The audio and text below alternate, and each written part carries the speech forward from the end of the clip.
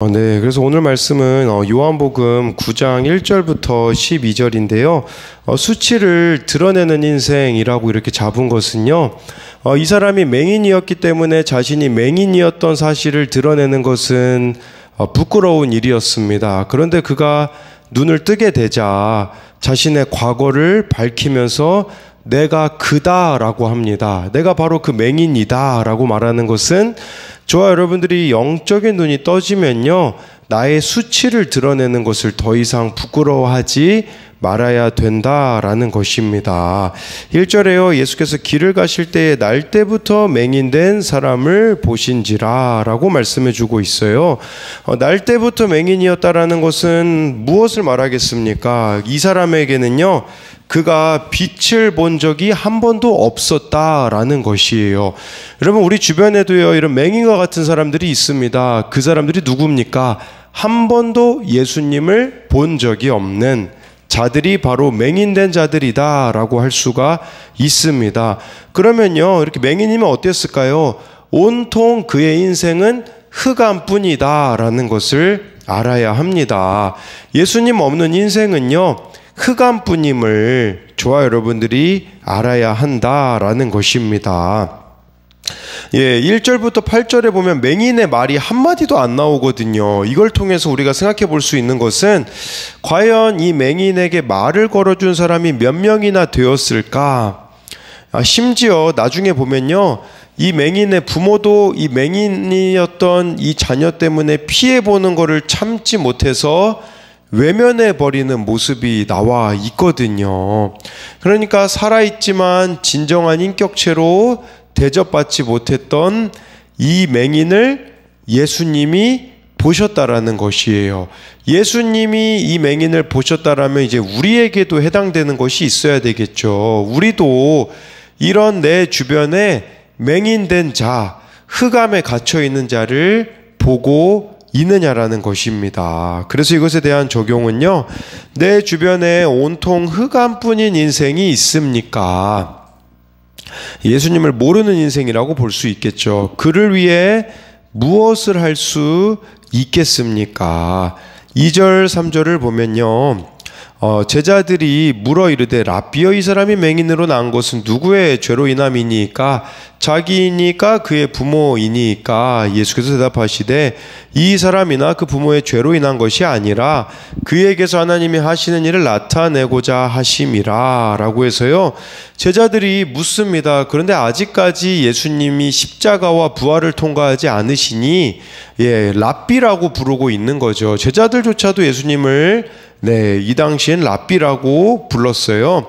그러니까 관심이 어디에 있냐면, 맹인인 사람 보잖아요. 그러면 저거 누구 죄 때문일까? 이런 고민, 이런 생각을 하는 거죠. 우리도 마찬가지인 것 같아요. 누가 어려운 일 있잖아요. 그러면 제일 먼저 생각하는 게 뭐냐면, 무슨 죄를 지었기 때문에 저런 거야, 이런 생각을 한다라는 거죠. 그런데 예수님은 그런 생각을 바꿔야 된다라는 거예요. 3절에 보니까 이 사람이나 그 부모로 인한 게 아니라 하나님이 하시는 일을 나타내고자 한다라는 것은 구원의 관점으로 보아야 된다라는 거예요. 어떤 가정에 일이 생겼을 때요, 우리는 보이는 걸 가지고 저거 뭐 부모가 죄져서 그런 거 아니야? 가 아니라 그 가정에 하나님이 어떤 구원의 일을 행하실까, 그걸 저와 여러분들이 볼 수 있어야 된다라는 것을 말씀해 주는 것이라고 할 수가 있습니다. 그래서 이것에 대한 적용도요, 나는 사건이 오면 먼저 잘못을 따집니까? 말씀을 보고 하나님이 하시는 일을 생각합니까? 구원의 관점을 갖는다는 게 무슨 말이겠어요? 말씀을 봐야 거기서 우리가 해석해 나아가는 것이 아니겠습니까? 그러니 사건이 오면요, 나의 옳고 그름으로 잘못을 따질 게 아니라 말씀 앞으로 가야 된다라는 것이고요. 또 한 가지는요, 고난을 겪는 사람을 보면 무엇을 잘못했길래 라고 생각합니까? 구원을 위한 사건이다라고 생각합니까? 예, 그래서 저와 여러분들이 구원의 관점을 갖는 것이 중요하다라는 것을 말씀드리는 겁니다. 4절에요. 때가 아직 낮음에 나를 보내신 이의 일을 우리가 하여야 하리니 밤이 오리니 그때는 아무도 일할 수 없느니라 해서요. 예, 지금은 때가 낮이니 나를 보내신 일을, 이의 일을, 그러니까 하나님의 일을 우리가 하여야 된다라고 말씀해 주고 있습니다. 그래서 이것은 이제는 나중에는 또 제자들도 이 일을 해야 된다라는 의미라고 할 수 있는 거예요. 그러니까 예수님과 제자들이 하나님의 일을 할 수 있는 시간이 항상 열려 있는 것은 아니라는 것을 말씀해 주고 있는 것이에요. 지금이 바로 그때라는 의미에서 예수님은 낮이라고 말씀하시고 밤이 되면 아무도 그 일을 할 수가 없다고 하시는데요. 우리에게도 마찬가지인 것 같아요. 저와 여러분들이 나를 보내시니 하나님의 일을 하여야 될 때가 있습니다. 그것은 저와 여러분들이 말씀을 깨닫는 오늘 바로라고 할 수가 있는 것이에요. 그러니까 정말 하나님께서 우리에게 마음을 주셨을 때 뒤로 미루지 말고 바로 그때 감당해 내야 된다라고 말씀해 주고 있는 것이에요. 언제든 우리에게 늘 기회가 열려 있는 게 아니라는 것을 아셔야 합니다. 그런데 우리는 내일이 당연히 있을 거라고 생각을 하기 때문에 오늘 순종을 내일로 미루는 경우들이 너무나도 많다라는 것입니다. 오늘의 순종은 오늘 해야 후회하지 않을 수 있습니다. 그래서 이것에 대한 적용도 내일로 미루지 말고 오늘 내가 순종해야 하는 일은 무엇입니까? 5절에요. 내가 세상에 있는 동안에는 세상의 빛이로라. 예수님이 세상에 있는 동안은 세상의 빛이라고 말씀해 주고 있어요. 그러면 예수님이 세상에 계시지 않을 때는 누가 빛입니까? 그것은 바로 에베소서 5장 8, 9절에 나와 있어요. 너희가 전에는 어둠이더니 이제는 주 안에서 빛이라. 빛의 자녀들처럼 행하라. 빛의 열매는 모든 착함과 의로움과 진실함에 있느니라. 저와 여러분들이 빛이 되셔야 됩니다. 빛의 자녀들이기 때문이죠. 그런데 그 빛의 자녀들이 맺어야 되는 열매가 뭐냐면 착함, 의로움, 진실함이라고 말씀해 주고 있습니다. 이런 열매를 맺고 살아가는 것이 바로 세상에 빛을 비추는 삶이라고 볼 수가 있는 것이겠죠. 그래서 우리가 지금 또 빛을 어떻게 볼 수 있냐면 말씀을 통해서 볼 수 있고요. 또 교회 공동체를 통해서도 역사하시는 성령을 통해서도 우리는 빛을 볼 수가 있습니다. 그래서 이것에 대한 적용으로는요. 빛의 자녀답게 행해야 할 일은 무엇입니까? 6절, 7절을 보면요. 이 말씀을 하시고 땅에 침을 뱉어 진흙을 이겨 그의 눈에 바르시고 이르시되 실로암 못에 가서 씻으라 하시니 실로암은 번역하면 보냄을 받았다는 뜻이라. 이에 가서 씻고 밝은 눈으로 왔더라 라고 말씀해 주고 있어요. 예수님이요 말씀 한마디로도 사실 그의 눈을 뜨게 하실 수 있거든요. 그런데 굳이 왜 땅에다가 침을 뱉어 진흙을 이겨 눈에 바르시고 실로암 못에 가서 씻으라고 하셨을까요? 그것은 치유에 꼭 필요한 과정이기 때문이라는 것이에요. 그래서 물론 이것은 제자들에게 보여주시기 위함일 수도 있겠지만 맹인을 위한 배려일 수도 있을 겁니다. 이 맹인이 직접 이 치유 과정에 참여하게 하심으로 눈만 뜨게 해주시는 것이 아니라 심리적으로도 치료하고 더 나아가 치유에 담긴 참 뜻을 고민하게 하려는 의도는 아닐까 생각해 볼 수가 있는 것이겠죠. 또 그런 측면도 생각해 볼 수 있어요. 저와 여러분들이 말씀대로 적용하는 거 있잖아요. 이것이 때로는 수치스러울 수도 있다라는 거예요. 한번 생각해 보세요. 맹인이 이 눈에다가 진흙을 이긴 채로 실로암까지 갔을 때 그를 본 사람들이 어떻게 생각했겠습니까? 예. 그렇지만 우리가 힘든 이 적용을 또 해야 된다라는 관점으로도 볼 수 있는데요. 이 침을 뱉어 진흙을 이기시는 모습에서 어떤 모습이 생각납니까? 그것은 흙으로 사람을 창조하시는 하나님의 모습을 볼 수가 있어요. 그러니까 예수님이 내가 너를 하나님이 인간을 창조하듯이 새롭게 창조해 주시겠다라는 이 모습을 맹인을 통해서 보여주시는 거예요. 그리고 여기 6절에 나와 있는 이 바르다라는 단어 있잖아요. 이 바르시고라는 단어에서 그리스도라는 단어가 나왔어요.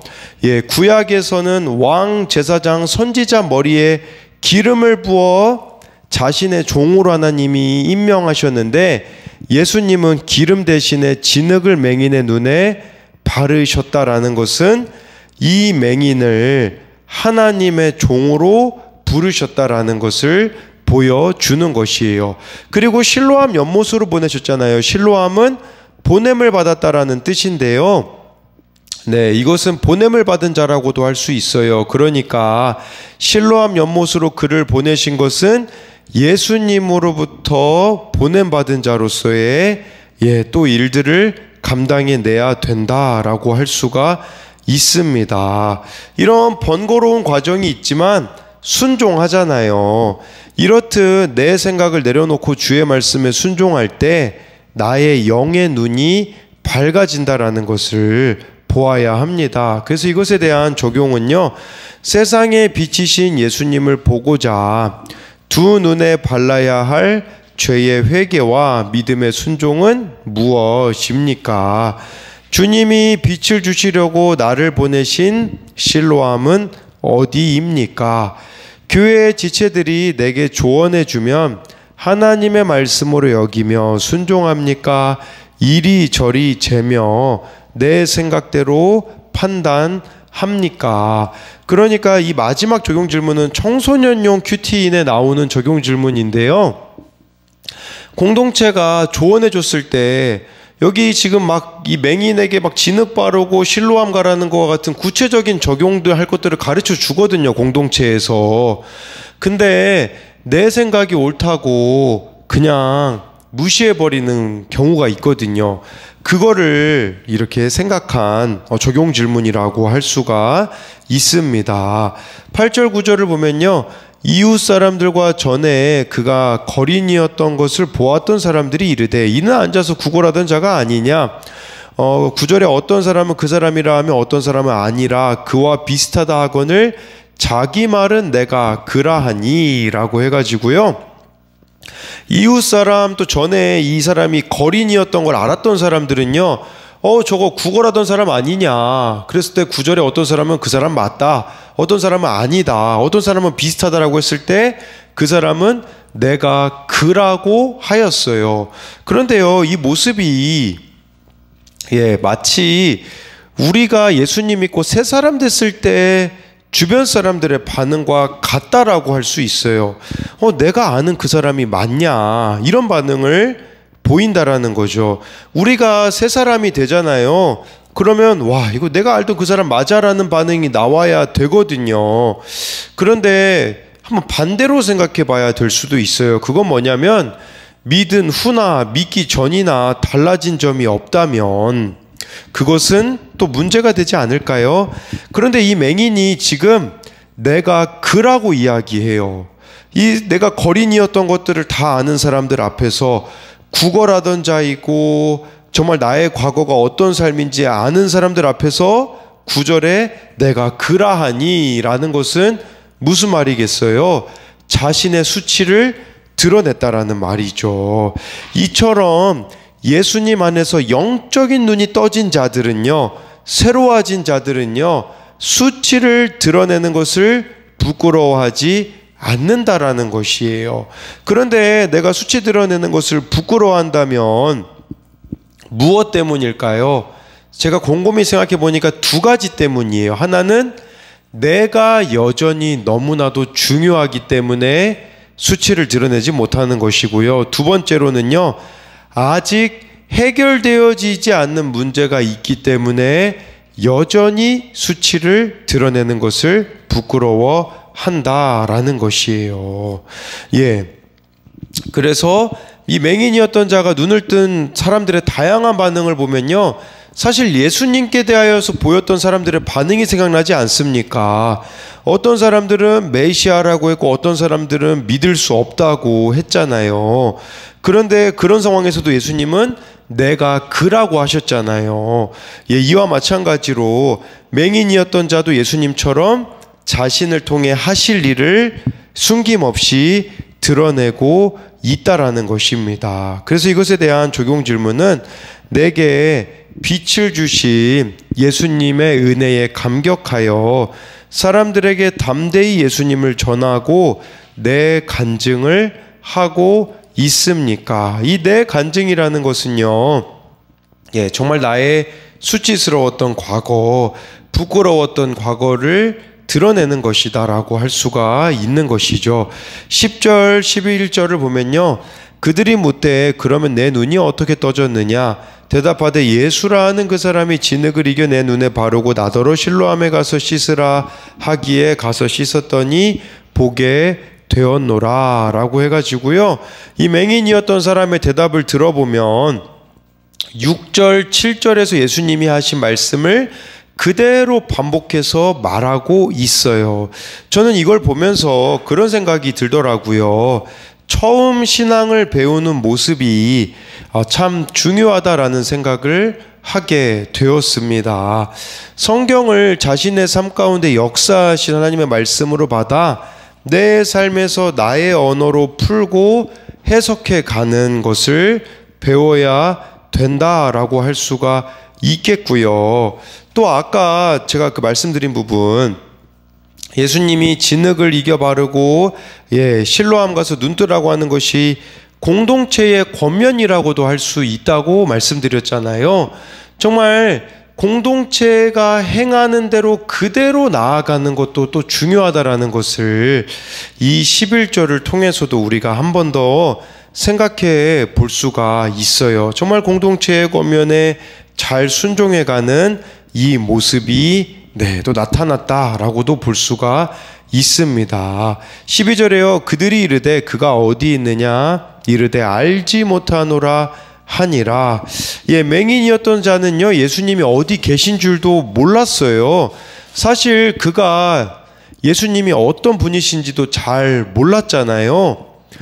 따라서 예수님에 대한 믿음이 없었는데도 그는 눈을 뜨는 기적을 경험했죠.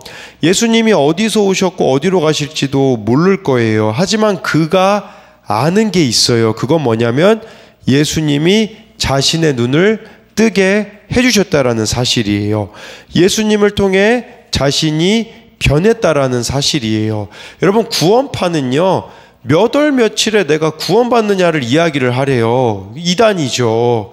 여러분, 그렇지만 몇 월 며칠인지는 모르나 확실한 사실을 우리들에게가 있느냐라는 거예요.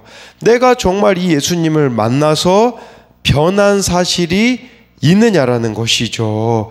이 생생한 경험은요, 신앙의 우리에게 유산이다라는 것을 알아야 한다라는 거예요.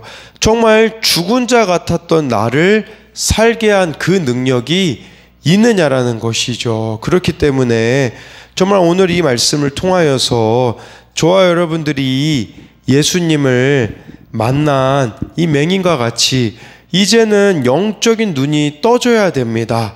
영적인 눈이 뜨면 어떻게 되어집니까? 수치스러웠던 과거를 이야기할 수 있어요. 그리고 또 중요한 게 있습니다. 그건 뭐냐면 다시 이전처럼 살지 않는 겁니다.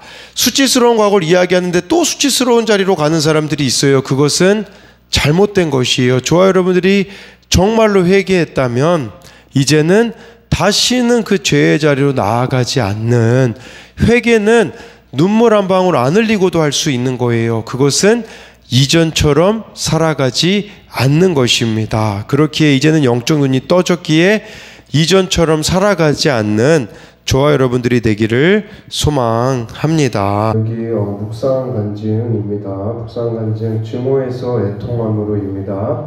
알코올 중독자이신 저희 아버지는 술에 취하면 폭력과 폭언을 일삼으셨습니다. 그러다 보니 저희 가족은 늘 불안과 공포에 떨며 지냈고 견디다 못한 어머니와 누나들은 도망치듯 집을 나갔습니다. 당시 16살이던 저는 아버지가 불쌍해서 집에 홀로 남았지만 의지할 곳이 없었습니다. 그래서 날 때부터 맹인된 사람처럼 눈은 뜨고 있으나 아무것도 보이지 않는 어두운 밤속에서 하루하루를 버티며 살았습니다. 그러다 대학생이 된 저는 아버지 곁을 떠나 어머니와 살게 되었습니다. 이후 행복해질 줄 알았지만 아버지에게 받은 상처와 어머니의 부재로 인한 애정결핍 때문에 여전히 불안하고 자존감도 낮았습니다. 이런 상태가 지속되니 아버지를 향한 저의 원망과 증오는 날이 갈수록 커졌고 아버지를 다시는 보지 않겠다고 결심했습니다. 그러다 저는 어머니와 작은 누나의 인도로 교회를 다니게 되었습니다. 그곳에서 나의 거룩을 위해 수고하는 가족이 있다는 말씀을 들으면서 그동안 내가 괴로운 인생을 산 것은 부모님 때문이 아니라 하나님이 하시는 일을 나타내고자 하심인 것을 깨닫게 되었습니다. 그 후 맹인이 주의 말씀에 순종하여 실로암 못에 가서 눈을 씻은 것처럼 저도 예배를 사수하고 소그룹 모임에 참석했습니다. 그리고 양육을 받으면서 아버지를 증오한 죄를 회개하니 아버지는 가해자, 나는 피해자라는 생각이 사라졌습니다. 대신 제 안에 아버지를 긍휼히 여기는 마음과 아버지의 구원에 대한 애통함이 생겼습니다. 이후 저는 15년간 떨어져 지내던 아버지를 찾아가 사과하는 적용을 했습니다. 그러자 놀랍게도 하나님이 아버지의 마음을 만져주셔서 아버지가 교회에 나오시는 기적이 일어났습니다. 내 힘으로는 할 수 있는 것이 없어 그저 예배를 사수하고 공동체에 제 힘든 마음을 나눴을 뿐인데 저의 수치와 고난을 구원을 위해 사용해 주시고 사람을 살리는 사명으로까지 나아가게 해주신 하나님께 감사드립니다. 적용하기입니다. 홀로 계신 아버지께 안부 전화를 자주 드리겠습니다. 가족 모두 천국에 들어갈 수 있도록 청년부 소그룹 브리더의 역할을 잘 감당하겠습니다. 네, 여기 나와 있듯이 정말 이 아버지를 긍휼히 여기는 마음이 생겼을 때 15년간 떨어져 지내던 아버지를 찾아가 사과하는 적용을 하자 하나님이 아버지 마음을 만져주셔서 교회에 나오는 기적이 일어났다라고 이렇게 고백해주고 있습니다.